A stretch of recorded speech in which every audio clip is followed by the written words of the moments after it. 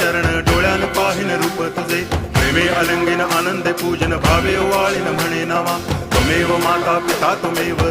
बंधुश्च सखा त्वमेव विद्या तरुणं त्वमेव सर्वं मम देव कायेन वाचा मनसेन्द्रियैर्वा बुद्ध्यात्मना वा प्रकृति स्वभावात् करोमि यद्यत् सकलं परस्मै नारायणायति समर्पयामि अच्युतं केशवं रामनारायणं कृष्णदामोदरं वासुदेवं हरि गिरिधरं माधवं गोपिकावल्लभं जानकीनायकं रामचन्द्रं भजे हरे राम राम राम हरे हरे हरे कृष्ण